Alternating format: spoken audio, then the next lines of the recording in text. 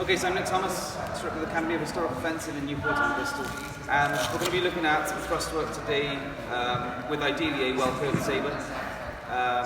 So it's from Roworth, where both straight swords are used and lightly and heavily curved. And Roworth is about the most detailed British manual on using a well-curved blade for thrust techniques. It's quite unusual because well-curved blades had a short-lived service life in the British military, about 30 years.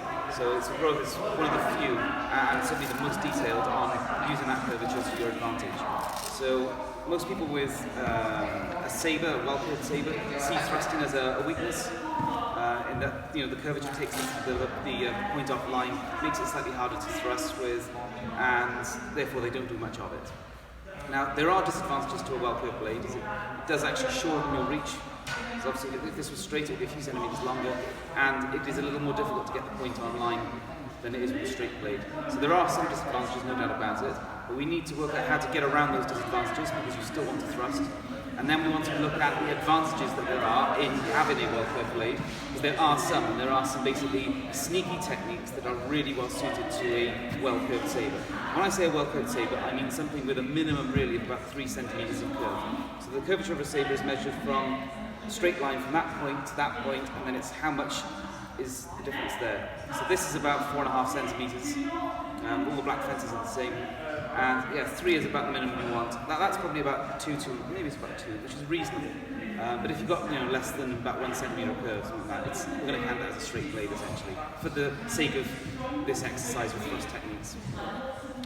Okay, firstly, is there anyone here who doesn't do military sabre, who doesn't practice military sabre?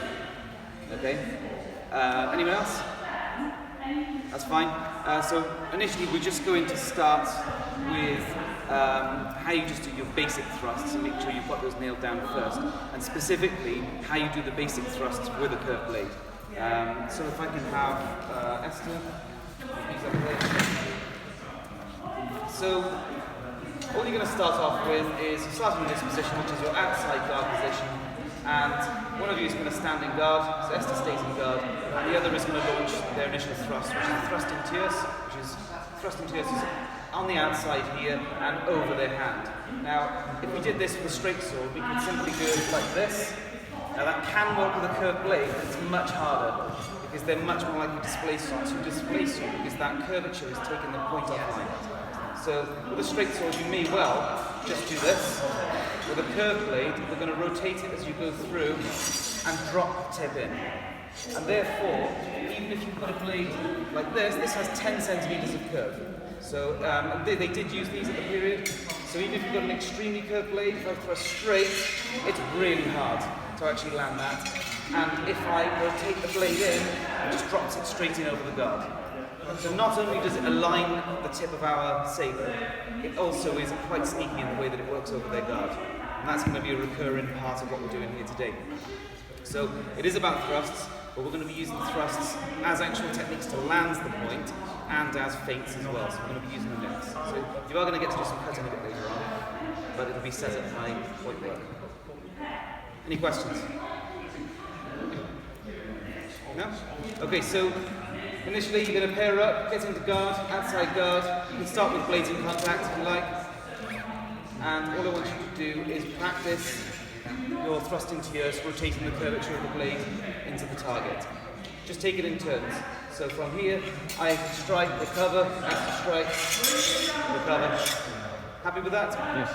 Okay, so pair up. If you need to borrow a sword, I still have some here.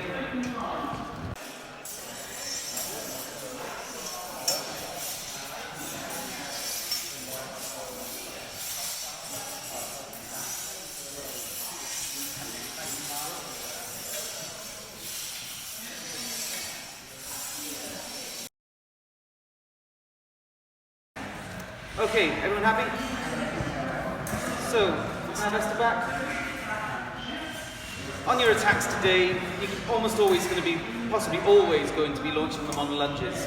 So you're all going there, getting it working fairly well. But on your lunge, just make sure you're taking at least a shoot, about a shoot's distance of actual distance forward, and keep your foot pointing towards the enemy. So like this. So that's your lunge. And we don't need to do massive lunges. It's not like some rapier and small sword lunges. They're not huge. It is just roughly a shoe's distance, bend the knee and reach in, and that's it. So that's how you're going to be launching all of your attacks really today. Okay, so going back to what you just did, your thrust in tierce. The way this is described in ROWORTH is turn your nails as appropriately up to align the tip of the sabre, which is what we were just doing. So from here, I engaged here, and then I turn my nails upwards to be able to land it. Now the only major risk here is you need to basically not pivot until the last moment. And the reason is, if you've only got a stirrup cut sword like this, and we pivot too early, they can drop straight onto your fingers. So if you've got a ball hilt, for example, you can just do it immediately, no problem whatsoever. If you've got an open hilt sabre, you need to stay engaged like this as long as possible, because if you strike along there now, we've got a knuckle guard in the way. If we turn too early, okay, we can take it straight on the fingers here. So, you engage here, stay with your edge on as long as possible, and then at the last moment drop in. So they need to feel threatened all the way through. If they don't feel threatened, they'll just drop straight onto your fingers. So engage strongly with the front edge of your sword on, and keep it there until the very last moment you pivot and land it. Okay, the next thing we need to do is just work the other side. This is just working the 2 basic thrusts we're going to use. There are 4 basic thrusts in the system. We only need to work on 2 initially. So we now move to inside guard. And this is the one really that's hardest when you've got a very curved sword. It's just not good anatomically. So from here, we're going to, as before, engage by moving forward with the true edge, and at the last moment you're going to pivot and land thrust. And as I said, it is difficult, it is awkward, and it's quite weak. So this is an opportunity where you can actually beat the blade out of someone's hand and you see them doing it. So you have not got a strong grasp on the sword at the moment you do it. So it is problematic, and we are going to look at other ways of thrusting in this position later on. So from here, move forward, engage in the true edge of the sword, at the last moment, turn and land. All happy with that? Any questions? Okay, partner back up. Want to go with it?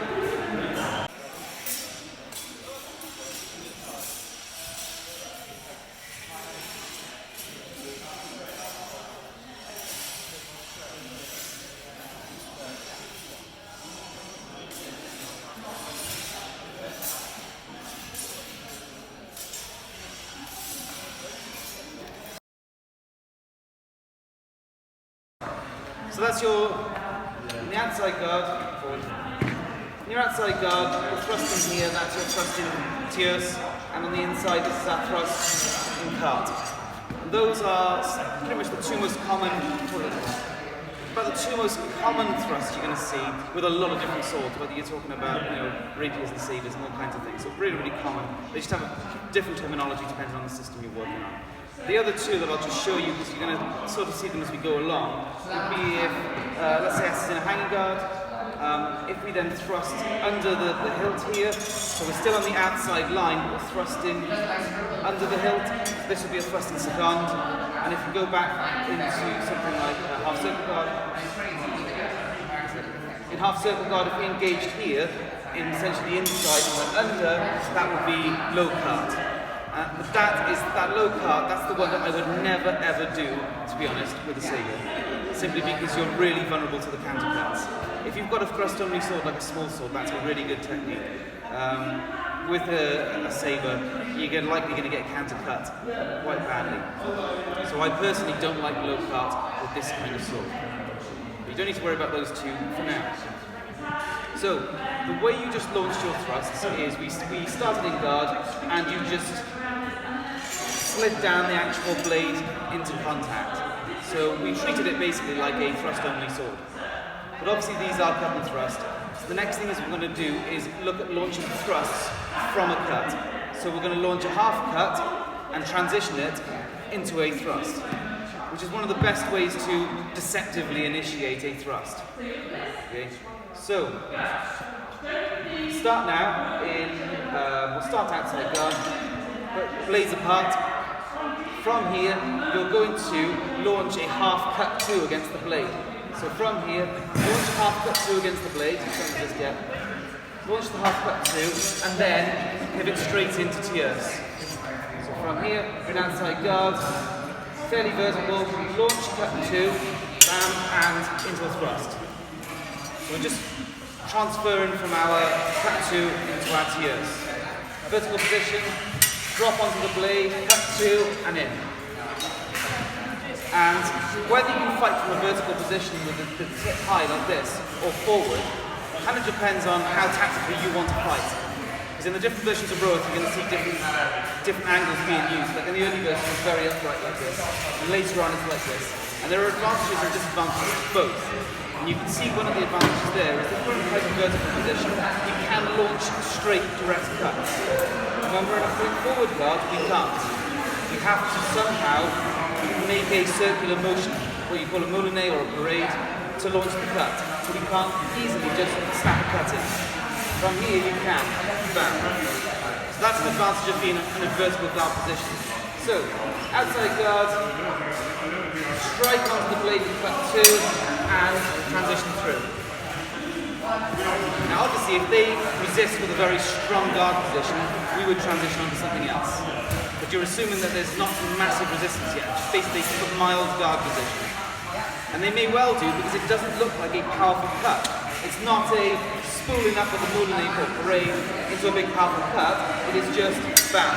Light cut, and therefore you're expecting them to make a light parry. From here, cut in, it's a light parry it, and then transition.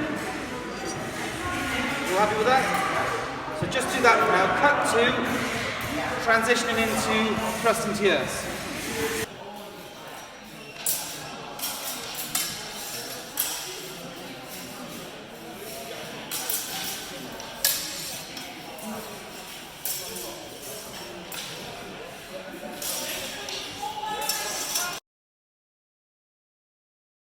What you're doing there, cut transition into a thrust, in many ways is a beat and a thrust. You could easily describe it in that way. It depends how basically strong their guard is. Because if it's a fairly flimsy guard, it's going to come across as a beat. And if you give a stronger guard, it's not. So it can be a beat, it cannot, depending on how it works. But anyway, let's now move that onto the inside guard. So from here, staying quite vertical again. Okay, we'll go into launch our cut 1 from here. So strike cut 1, transition into the thrust. So it's just the reverse of what you've just done. So and you could launch it from outside guard, of course. But for simplicity's sake right now, you'll both be an outside guard. That's right, an inside guard. It's more likely to be launched from here, but we'll keep it simple for now. So from here, you just strike the blade and transition in. It's a bit stronger than that. So from here, strike cut 2 and drive in. Another reason why this will work quite well is if you launch a light cut against somebody's blade and they effectively parry it, they might just feel that they've actually completed their task and not do anything else. Okay, in terms of they won't parry any stronger than they need to. So if I do a light cut like this and the parry has already worked, they may think, oh, that's great, don't need to worry about it. Bam. So that's another reason why it's really useful to use half cuts to transition into your thrusts. Any questions? Okay, back to it. Have a go at this. So this is. You have a question? Okay. So this is half cut 1 transitioning into thrusting carte.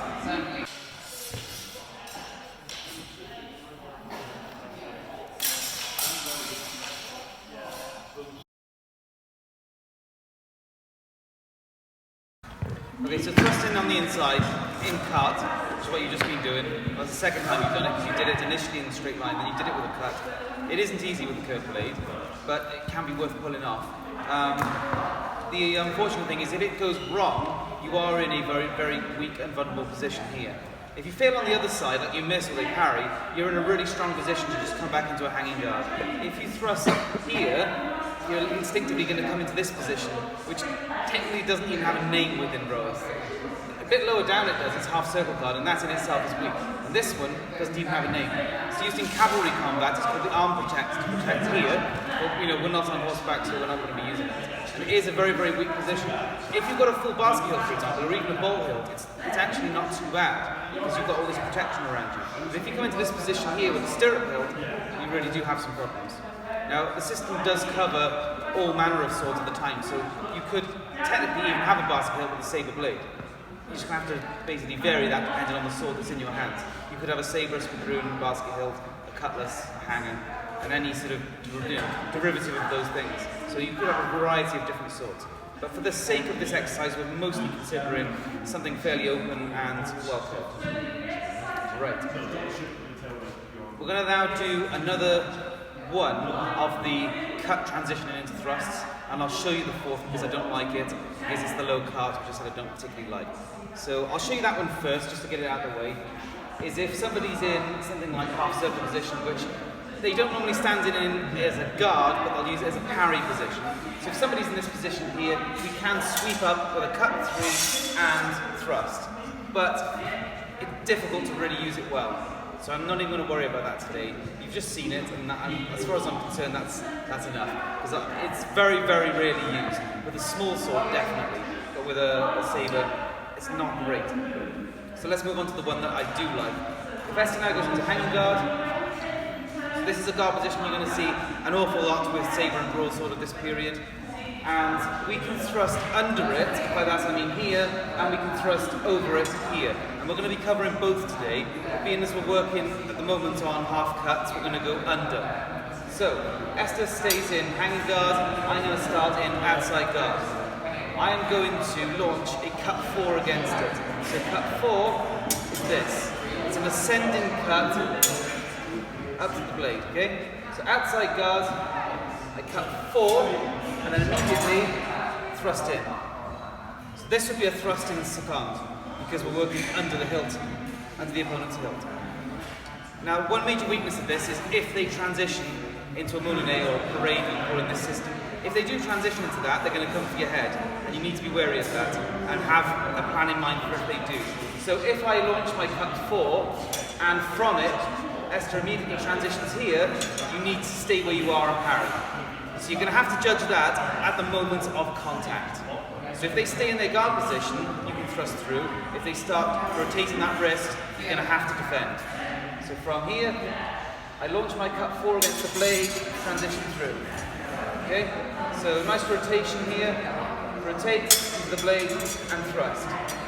And if they do rotate, okay, parry.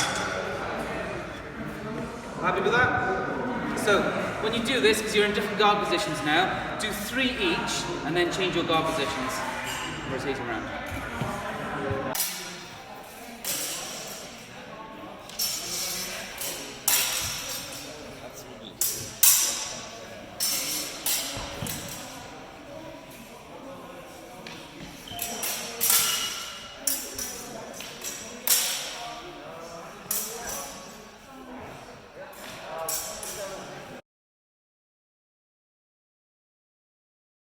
So you've got some basic thrusts and you've got some ways of using them in a few different ways, basically with going straight for your thrusts or half cutting into them. So that's a few options on how to launch your thrusts. Now as far as this system goes, it's a parry riposte system. So, we're making strong parries and immediately riposting. So you've got a culture within these kind of swords styles of immediately parrying and responding. And that is essentially your biggest threat when you're thrusting. Is somebody just gets a simple parry in, because when a thrust is coming in, it doesn't take much energy to parry it. With a strong cut, you have to make a strong parry against. A strong thrust, you can displace it as easy as a weak thrust. It's very easy to displace. So, your biggest concern is if they do get that displacement in, the riposte, is going to come really, really fast. So, you did just see one way there of countering it when they do. So that's one good example of your thrust fails and you need to quickly respond. Which is why being in this position when you're thrusting is really, really valuable, because it does immediately come back to either guard of St. George or hanging guard position, which are both really strong. Because most of the time when people are counter-cutting against you, it's going to come basically in this quarter, which guard of St. George and hanging guard are really well suited to. Any questions of that at this stage? Okay. So now let's look at a technique where Esther actually initiates the attack and I respond to it by parry and then thrust. Because so far you've been attacking against people's guards. That actually is not too easy. You basically, to attack against somebody's guard with point work, you need to either be fast as hell or be really deceptive in the way you do it. You did just see a deceptive way of doing it with your half cut, and the first one you did, we're just going straight line. You're going to have to be fast as hell to make it work. So then we look at ways that are a little easier to do. So with this technique, we're both starting outside guard. Esther is going to launch a little bit closer. Esther's going to launch a direct cut to my head, so a cut 7, which is just vertical, straight to the head. So launch cut 7, and I respond by parrying guard of St. George. And notice I've slipped my foot. That tends to happen in the ROWORTH manual. In most circumstances, the foot is slipped. Not all, but most. And from this, actually, can you mask up for this? You need to stab somebody in the face.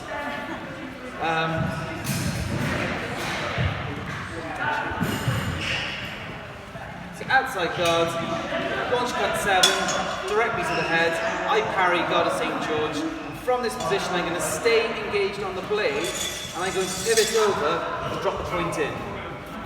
So, this is a technique which is described in ROWORTH, and it's even shown in the Taylor 10 lessons. So it's within one of the lessons. So it's not exactly that rare a technique. So, cut 7, I parry guard of St. George, respond by a thrust over the top, thrust in tierce. So actually all we've done is we've responded with the thrust that you learned at the start. The first thrust we did in this lesson, that's what you're using to hit them. It's just they've attacked you and we're now using it as a riposte. So, once more, cut 7, parry guard of St. George, respond, tierce over the top. And notice the curved blade is really, really well suited to this. Because as long as you rotate it to bring the tip online, it works straight over their guard. And even when they try to parry sometimes, it'll still come over the top because the curvature is bringing it over. So if cut 7, I parry, and even if she tries to respond with the parry as I come back, it still comes over the top. And sometimes even with a slightly weaker guard of St. George, that can still work as well. So I cut here. Sorry, you cut, I parry. As I now respond, she goes to guard of St. George, and I can still sometimes come over the top. If guard of St. George is not strong enough, I can still use that curvature to come straight over the top.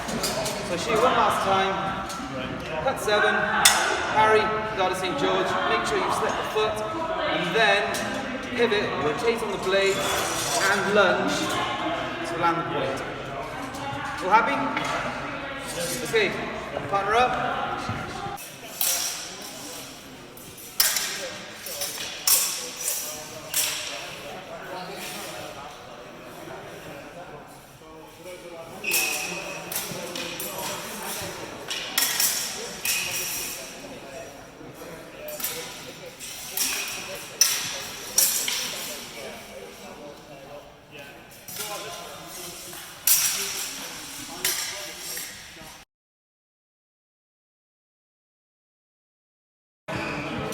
Are you all happy with that? Marvellous. So, I did mention about attacking the hanging guard. We went under it before, now let's look at going over it. Huge advantage of going over the hanging guard is you can, to some degree, counter their rotational counter cut. So their Napoleonic or their parade. So, as I said on the last one, is when you go under, people have a tendency to rotate straight into a cut. And if we go over the top, we can limit that from happening. Sometimes we can actually lock their rotation completely and just shut them down. So, if S is now in hanging guard, so before we cut 4 here and we went under, now we're going to stay on top. So we're going to engage like this, inside guard, as if we were going to thrust carte. So we engage here, nice and strong. As we get to this point, we're going to pivot over the top. Again, a technique where you can do this with a straight sword, you definitely can, but it just works so much better with the curved blade, because as they respond with their parry, curvature will still work around. So, this is in hanging guard, I engage here. So you're inside guard, the front edge of your sword arm, which is usually the best way to be, because you've got strength, and you've got the guard on line to defend your hand. So we engage here and inside. We push forward, and then transition here. And what you'll find is that even if she tries to parry or counter cut, my curvature is already over to largely stop it. So she resists against it now and tries to cut, and she can't now get the cut around. So even when people are transitioning into that head cut, you're already stopping them from doing it. Okay, so S's hanging guard, I can start on inside guard, engage on inside, drive forward as if you're going to do carte, and then pivot in and land this thrust, which is the thrust and premium. So you are now back edge of your blade against theirs. This is the thrust that loads of beginners launch and get double hits with because they don't initiate it with basically the point on line, with the edge on line to start with. So what they'll do is they'll say, oh, that's quite a juicy target, and they'll just do that. So that's thrusting without opposition, and you're actually quite likely to land that thrust against a lot of people. It's kind of hard to actually defend against, but also you have zero defense, so you're going to get a lot of double hits. So you just reach in, bam. So that is a way you're going to get double hits in thrust work. So I'm hanging guard, engage inside as if it's a thrusting cut, put pressure on. So if they resist, that's fine. But when we went under, we don't want resistance. But when we come on top, resistance is fine. And then pivot the blade, thrust over the top. All happy with that? Okay, partner back up.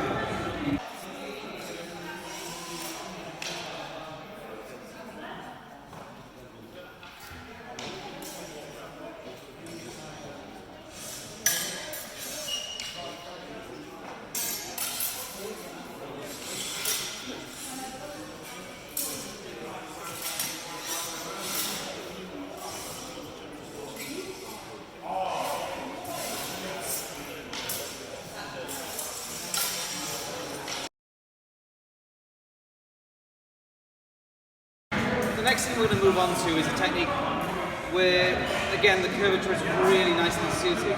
So we're going to go into outside guard. I really like. Now from here, the thrust that we initiated against this at the start of the exercise is this, which is the thrust in tierce. Now what we're going to do is thrust like this. Now this one opens you up to counters really badly. So once again, you have to time it really well. So you need a bit of resistance against the blade. So if there's no resistance, they're going to counter-cut you. Okay, so apply a bit of pressure, they apply some back, rotate, thrust in. So again, you see, that's about all the protection I've already got here.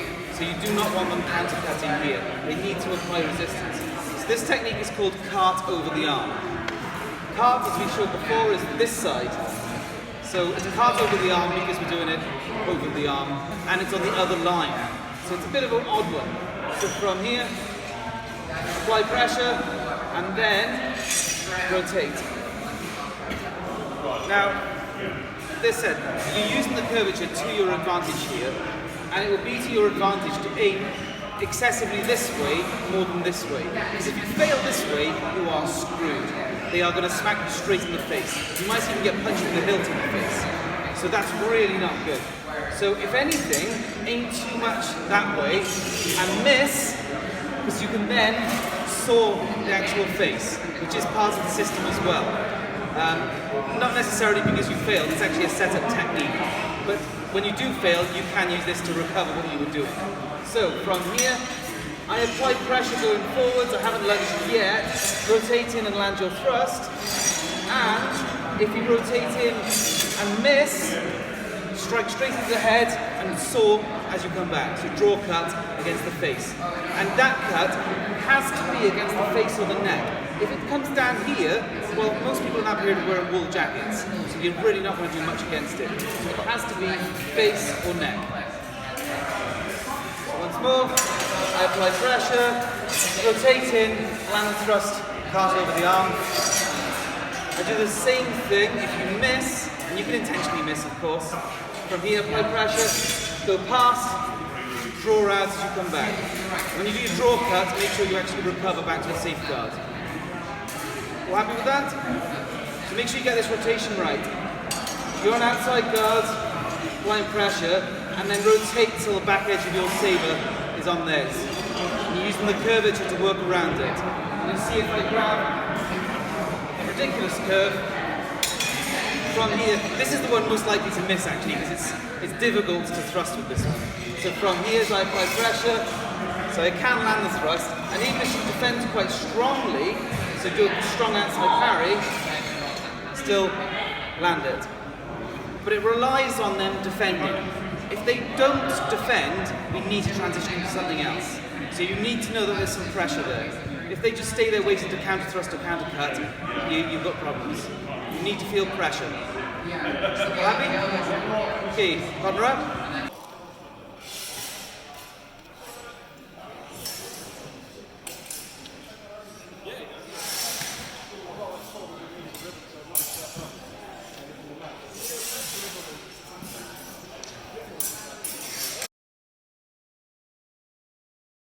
Again, I do keep ramming it home, but to use carte over the arm, you have to get resistance there.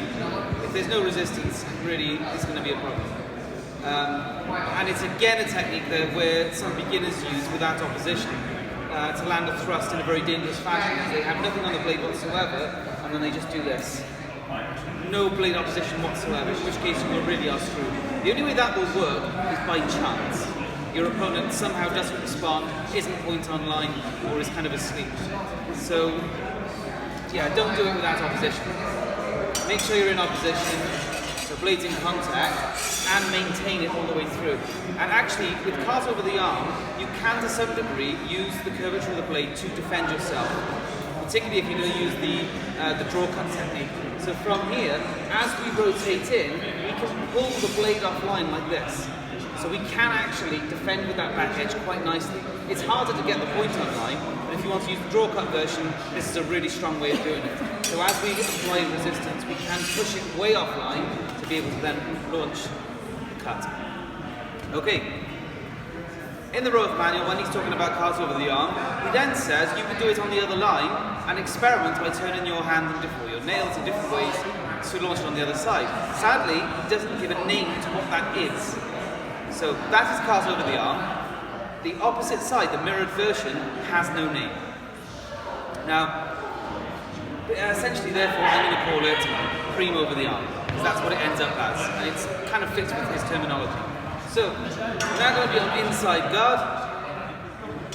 As before, I'm going to apply pressure, and they're going to apply pressure back in defense. A little bit more, there you go. And as we now apply pressure going forwards, we're going to pivot and land the thrust. So this is very much like how we attacked over the hanging guard. It's exactly the same approach, which is in a different guard posture. So here, engage with pressure, and then pivot and land the thrust. It's much harder to use the draw cut on this version, because if you failed with the draw cut on this one, you've probably ended up over here, and you're really vulnerable to a cut here. So, you know, if you can get away with it, fair enough, but you're completely open to a head cut. So you'd really be better off coming immediately back to a parry. So you're probably not going to get away with the draw cut on this one. So keep it thrust only. So from here, both on inside guard, apply pressure. You can sometimes take a small step forward like this, because this gives a bit more threat to it. You can't do a full lunge on a feint like this, because you're going to get hammered through it. But you can take a little step, or even a stab like this, so they feel a bit threatened, but they put their blade out and they're nice and strong, pivot, and land your thrust. You're all happy with that? So, yeah, I'm going to call this cream over the arm, because it is the technique with no name. But it's described in the manual, okay? So, pair up, have a go.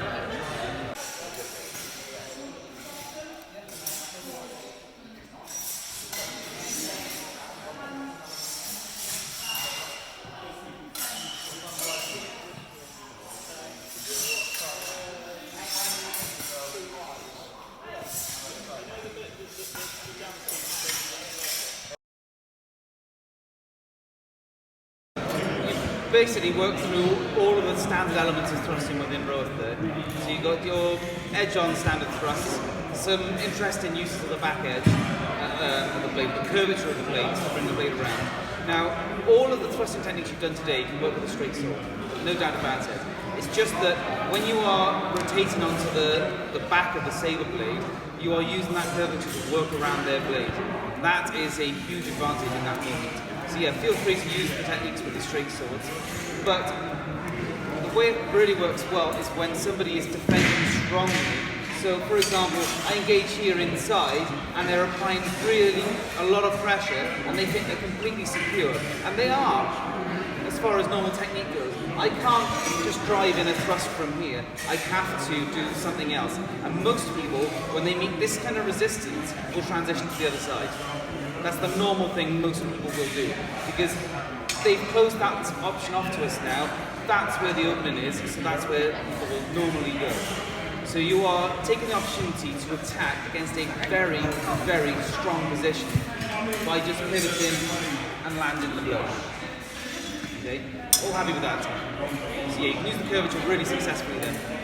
The next thing then we're going to work on is using thrust feints. Because the great thing about using thrust feints is you can maintain opposition. The huge weakness of feints is you show no threat. No, you do show threat. You are no threat to your opponent in a feint. So if I, for example, feint by doing this, in that moment I'm completely exposed. And that's the big problem with feints, is if you don't sell it well enough, you get smacked in the face. So, when you then use the point, use thrust work for feints, we can maintain opposition all the way through. So we're going to go back to the outside line here. We're going to move forward as if we're going to thrust and tierce. This is the thrust and tierce. We're going to do exactly that. Halfway through, we're going to transition into a cut. So, thrust, half tierce, transition, cut one to the head. So, by using the thrust as an opening, not only have we maintained opposition and kept a nice strong defence, we've also got into a position where we rotate into a full parade, full Napoleonic, if you want to use that terminology, really, really nicely. So, outside. So I engage here as if I'm going to thrust here, so apply pressure, and rotate cut one. Happy with that? In fact, all you're doing is the way you'd often do cut one. Because you often will do a full rotation like this if you want a powerful version of it. So you're just doing a cut one, it's just your opening, drives the point forward, and transitions through. And to make this quick, like if you do this with a hammer grip, it's not going to be very quick at all. You really want to be either thumbs up or handshake like this with the thumb on the side, which is the way I would normally use a well-curved sabre. So you can keep it basically not quite on the back, but to the side, and that is where you will be really nice and fast on the transition through. So once again, outside guard, half thrust tierce, transition cut one.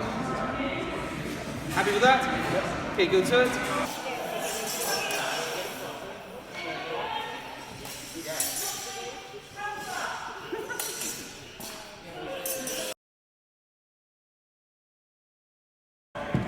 That technique there, it's not specific remotely to the curved blade, and in theory, really, you're not using the well-curved blade in any specific way there whatsoever, except for the fact that once people become accustomed to being hit by thrusts that use the curve, they're going to parry in basically a more excessive way, because you have to. Some thrusts you have to really parry in a much, basically, stronger parry and really drive the force of your blade out of the way, which creates a larger opening.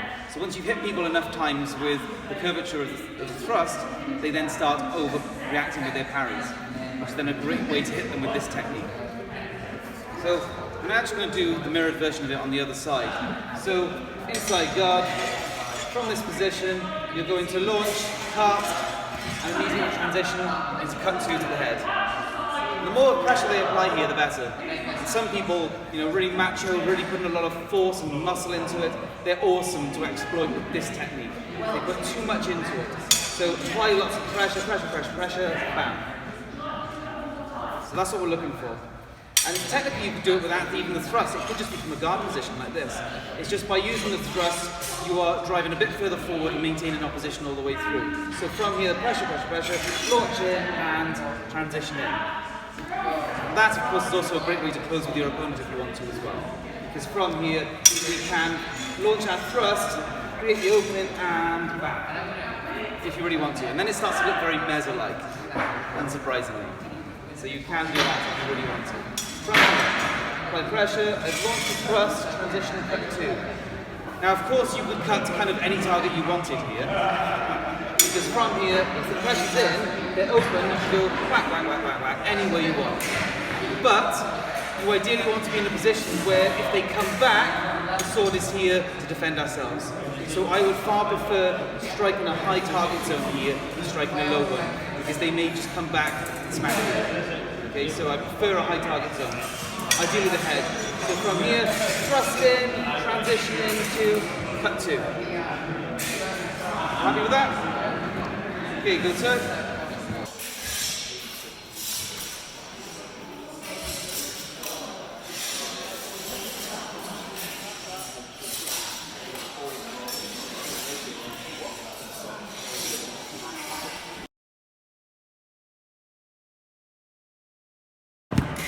Okay, so yeah, that's just a really nice simple way to initiate thrusts and just transition into cuts.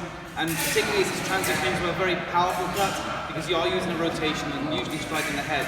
So it's a good way to end a fight very, very quickly. So, everything you've done so far has basically been first intention. You've attacked somebody's guard, or you've riposted against their attack. All first intention stuff. The next thing we're going to do is second intention counter. So, we're going to set this up with a thrust feint, and then we're going to anticipate what they're going to do next to set up our actual attack. And this is by far one of my favourite setups. Okay? So, we're going to be on the outside. Here. I am going to feint in tierce like this. Now, most people, if you launch that feint against them, or even an attack, whether it's a feint or attack doesn't really matter. If you launch it against them, most people are going to transition into a hanging guard and cut you on the head.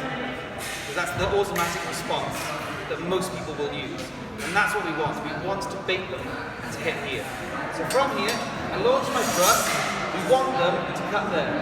So that I can take an inside parry, cut the flank, and be back out. So you've set up a second intention counter. Now we need to know they're going for the head, because there is some risk if they go low, we're in this position, it's going to be hard to be able to get down. It's possible, but it's difficult. So you need to basically offer them a big juicy target at the head. From here, throw the thrust, they've gone into a parry position, they're coming round, take the parry, hanging guard, which most people won't do. Most people will go back to the hanging guard just as they do. So most people will do it like this. I take my thrust, the cut comes in, back to hanging guard. And then we just end up in a cycle of bam, bam, bam, bam, bam, hanging guard, cuts. We're breaking that cycle that people use. Because most people won't use an inside guard in this kind of situation, because it's quite a hairy situation.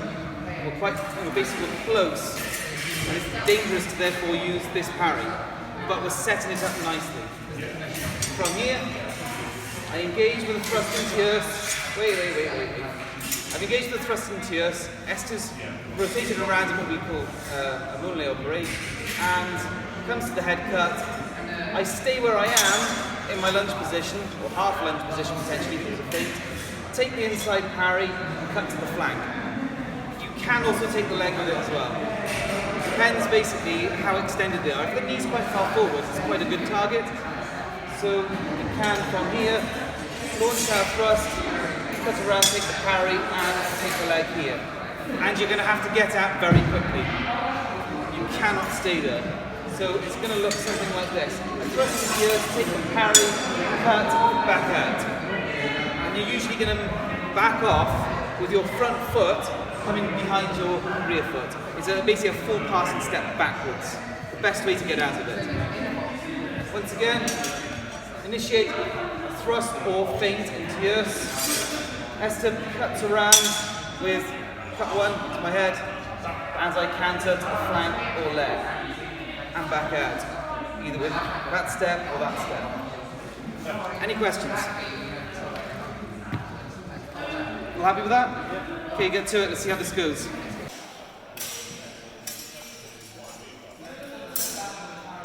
There's a Johnny machine in the top. So we got the last 5 minutes, so you can relax now. So I'm just going to basically talk for the last few minutes and just explain a few other little details now that we're at the end. That's all the technique that I wanted to cover. It's actually a lot of technique. Before I do say anything else, are there any questions? Okay. So Why then do not, basically in Sabre, why do people not use that many thrusting techniques when they're sparring? Well, the reason largely is because they don't want to commit the distance to do it.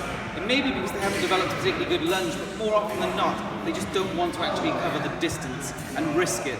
Because, as I said, if a thrust is displaced, you are largely screwed. You're in a really weak position if you launched a strong lunge with the actual point work, and it's displaced, most of the time you're going to get hit hard. And the only way to really get around that is to make extensive use of your hanging guard.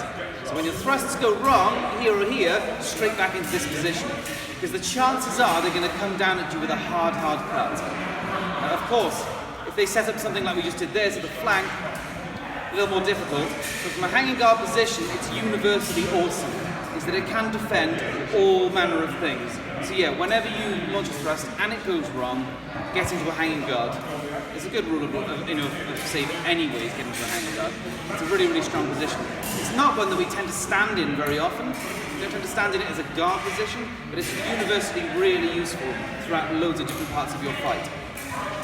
Now the other reason that people don't launch thrusts is because they have a problem making the distance up. When you were just drilling there, you were just doing a single lunge, which is the way it's shown in the manuals, the way it's normally practiced. The reality is when you get into sparring, if people have got a good use of distance, they'll often be at a distance where you can't hit them on a single lunge, unless you are, 6'5" and you can lunge really well. So, you're going to have to do it on the move. So in reality, in your sparring, a thrust might look something more like this. So rather than just in your drills, you just practiced it like this, it might actually look more like this, with just a little bit more distance, where it's actually quite difficult to land a thrust. I could just about tickle somebody with that, but it's not going to do any damage. So what it more likely will look like is on the move. So we've done something like this: step, lunge. So you're just doing a small adjustment step and then going into your lunge attack. And that's how it'll often look actually in the fight, unless you have a significant reach advantage against your opponent. If you're roughly equal, you're more likely to do it like that. Because people don't always fight at a distance where you can be hit from a single lunge, because it's risky. So at this distance, for example, there's no way I'm going to land, maybe to the arm, but to the body, no way. But from here, single step, lunge. So that's how you're often going to end up doing it. Just be wary of closing too much distance. Because in Sabre, one of the biggest problems people have, well, it's actually just in swordsmanship generally, is just being too close to their opponent. Because if at any time you are close enough that you can hit each other's back legs, you are too close. And there are reasons it'll happen, sometimes unavoidable reasons. But that is the whole point of distance in ROWORTH, is that if you can hit the back leg, you are too close. So, happy with that? So from here, for example, you've got... So this is kind of typical fighting distance, whereby I can hit the leg, but if she slips, I can't. Obviously, if I've got very long arms or a very long sword, that will change things slightly. And that slip system is really the core of ROWORTH for a lot of defensive work. But don't feel that it's always going to defend everything. So as a final roundup, just in terms of defense against the thrusts, you've seen plenty of defense along the way here in this class, but the way ROWORTH talks about defending against thrusts is exactly like defending against cuts. We just tend to have the blade a little bit more vertical and the hilt usually a little bit lower when we're in inside and outside guard. And the reason for that is, as I said, there's not much force or energy in a thrust in terms of parrying it. So when you're making your parry against a cut, say a cut's coming to my head, you're going to have to parry it like this or this. But if the thrust is coming in, you're better off lowering the hilt so that you've got more coverage to actually cover multiple angles. So that's the only thing that's going to change when you parry the thrusts. Is just go a bit more vertical. So if you're in a hanging guard, for example, you can parry like this, in an outside or inside guard like this. Whereas when you were parrying cuts, you'd be parrying like this, for example, against high cuts. So that's just a very, very quick overview to the defense. It's really basic stuff. Right, so it is 10, so that is, 1 minute over. That is the class concluded. We've really covered everything that's in the thrust system of ROWORTH. And as I said, feel free to use it with your straight swords. It's still good with the straight swords, but really make use of this curvature to get around blades if you've got a curved blade. Any questions? Go for it. When you're thrusting with the swords on the same side, for example, a left-hander versus a right-hander, Yeah. how do some of these thrusts translate? Okay. Give in. Mask. No, you. Him. Now, this one is entirely experimental from what we found in sparring because there's nothing written about it. So it's a military system where everybody learned right-handed. Most people would not be allowed to use the left hand. But of course, if you're a well-off officer, you might be able to. So if you're against a left-hander, essentially the thrusts are going to work largely the same, but I would avoid thrusting on the inside here, because that is just a problem. But you're going to want to use your thrust on the outside here. So the best one you've got is your what is now actually cream over the arm. Okay, so that is by far the best thrust against the left-hander or left against right. So yeah, that's about the best one you've got. And you see that it locks up their countercut really well here. So by far that's the one I found to work best against left-handers. You can of course go into inside guard.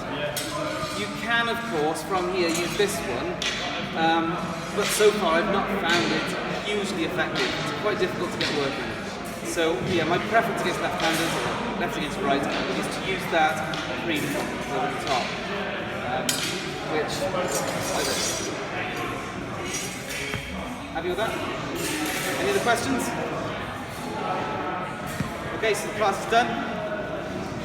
Thanks for all coming. Thank you.